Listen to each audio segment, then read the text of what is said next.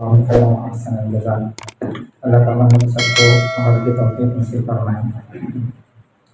میرے محترم دوستوں، جیسا کہ آپ جانتے ہیں کہ آج ہمارا یہاں پر جمع ہونا یہ 74واں یوم جمہوریہ ہے، اس کو ہم منانے کے لیے ہم سب یہاں جمع ہوئے ہیں۔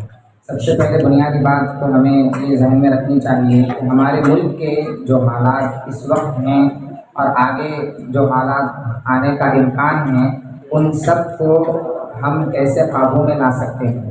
بنیادی طور پر یہ بات غور کرنے سے اور اسلامی تاریخ اور ہمارے اس ملک کے ہندوستان میں حکومت کرنے والے مسلم حکمران اور پھر ماضی قریب میں علماء دیوبند کی زندگیوں پر روشنی ڈالنے سے ہمیں یہ بات معلوم ہوتی ہے کہ جمہوریت کا تحفظ شریعت کے تحفظ میں ہے۔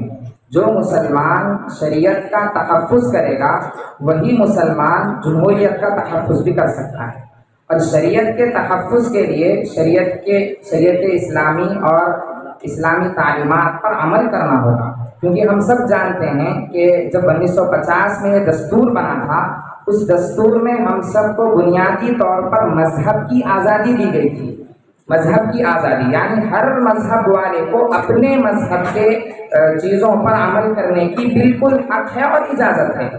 لیکن ہم تھوڑا سا اس پر غور کریں کہ جمہوری نظام میں یہ آزادی دی گئی کہ مذہب کی آزادی اور مذہب پر عمل کرنے کی پوری ان کے لیے مہلت دی گئی ہے۔ اگر کوئی مذہب والا اپنے مذہب پر عمل نہیں کرے گا اور اپنی شریعت پر عمل نہیں کرے گا تو ظاہر سی بات ہے کہ جو حق ہمیں دیا گیا ہے ہم اس حق کا استعمال نہیں کر رہے ہیں۔ پھر جب حق کا استعمال نہیں ہوگا تو پھر وہ حق بھی چھین لیا جائے گا۔ اس لیے میرے عزیزوں، تحفظ جمہوریت اور جمہوری نظام کی حفاظت کے لیے سب سے پہلے مسلمان کو اپنی شریعت کی حفاظت کرنا ہوگا، اور اپنی شریعت کی حفاظت مسلمان صرف حکومتوں کے بارے میں لب کشائی کرنے اور حکومتوں پر انگشت نمائی کرنے سے نہیں ہوگا، بلکہ اپنے عملی طور پر اس کو کر کے بتانا ہوگا۔ آپ حضرات کو میں ایک چھوٹی سی مثال دیتا چلوں کہ ہمارے اس ملک پر حکومت کرنے والے مسلم حکمرانوں میں ایک ایسے لوگ بھی گزرے ہیں جنہوں نے حکومت کرتے ہوئے شریعت پر عمل کر کے بتایا۔ جب حضرت بختیار کاکی رحمۃ اللہ علیہ کا انتقال ہوا، وہ فوت ہو گئے تو ان کا جنازہ میدان میں لایا گیا۔ ان کی طرف سے ایک وصی جس کو انہوں نے وصیت کی تھی، اس وصی آدمی نے آ کر سارے مجمع میں اعلان کیا کہ حضرت کی نماز جنازہ وہی شخص پڑھا سکتا ہے جس کے اندر 4 خوبیاں ہوگی۔ حضرت نے مجھے وصیت کی ہے، حضرت بختیار کاکی رحمۃ اللہ علیہ نے مجھے وصیت کی کہ میرا جنازہ وہی شخص پڑھا سکتا ہے جس کے اندر 4 خوبیاں ہوگی۔ پھر اس آدمی نے ان 4 خوبیوں کا ذکر کیا کہ حضرت نے پہلی شرط بتائی کہ میرا جنازہ وہ شخص پڑھائے جس کی زندگی میں کبھی تکبیر اولیٰ فوت نہ ہوئی ہو۔ پھر دوسری شرط بتائی کہ جس کی کبھی تہجد نہ چھوٹی ہو۔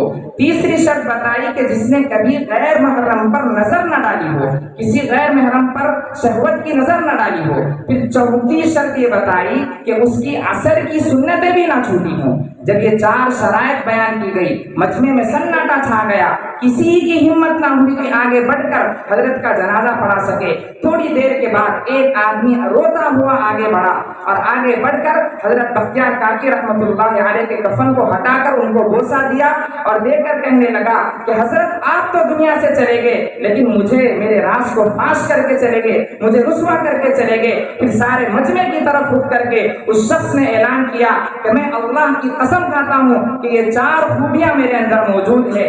لوگوں نے دیکھا کہ وہ کون شخص ہے تو وقت کا حکومت کرنے والا مسلم بادشاہ سلطان شمس الدین التمش رحمۃ اللہ علیہ، جن کے اندر یہ 4 صفات موجود تھی۔ ہندوستان پر حکومت کرتے ہوئے شریعت کی حفاظت، شریعت پر عمل کرتے ہوئے ہمارے مسلم حکمرانوں نے یہ پیغام دیا کہ جب بھی ملک پر حالات آئیں اور جب بھی ملک کی جمہوری نظام پر حملہ کیا جائے اس وقت میں سب سے بڑا ہتھیار مسلمان کا اس کی شریعت ہوگی۔ اگر مسلمان شریعت کو چھوڑ دے گا پھر اس کے سارے حقوق کو بھی چھین لیا جائے گا۔ میں سوال کرتا ہوں کہ ہمیں کون سی حکومت روکتی ہے فجر کی نماز پابندی سے پڑھنے کے لیے؟ ہمیں کون سی حکومت اور حکومت کا کون سا آئین ہمیں روکتا ہے کہ ہم حلال کمائی چھوڑ کر حرام کمانے والے لگ جائیں؟ ہمیں کون سی حکومت اس بات سے روکتی ہے کہ ہم اپنے رشتہ داروں کے ساتھ بے تعلقی اور حسن سلوک کے بجائے ان کے رشتہ داری کو توڑنے والے بنے؟ میرے عزیزوں، اس وقت کی سب سے بنیادی ضرورت شریعت پر عمل کرنا ہے۔ ہمارے ماضی قریب میں ہمارے علماء دیوبند جس طریقے سے اس ہندوستان کی آزادی کے لیے، اس ہندوستان کو آزاد کرنے اور جمہوری نظام کو نافذ کرنے کے لیے جو قربانیاں دی، اگر ان کی زندگیوں کا ہم مطالعہ کریں گے تو وہ رات کے تہجد گزار تھے۔ ان کی زندگیوں کا مطالعہ کیا جائے تو وہ راتوں میں اٹھ کر اللہ کے سامنے گڑ گڑانے والے تھے۔ حضرت شیخ الہند رحمۃ اللہ علیہ کا نام نمایاں ہے۔ حضرت کی زندگیوں کے بارے میں ان کے معمولات پڑھیں، سارا دن حکومت کے اور سیاسی نظام میں سیاسی جلسوں میں وقت بتا کر جب رات کا وقت ہوتا تو اللہ کے سامنے نمازوں میں لگ جاتے تھے۔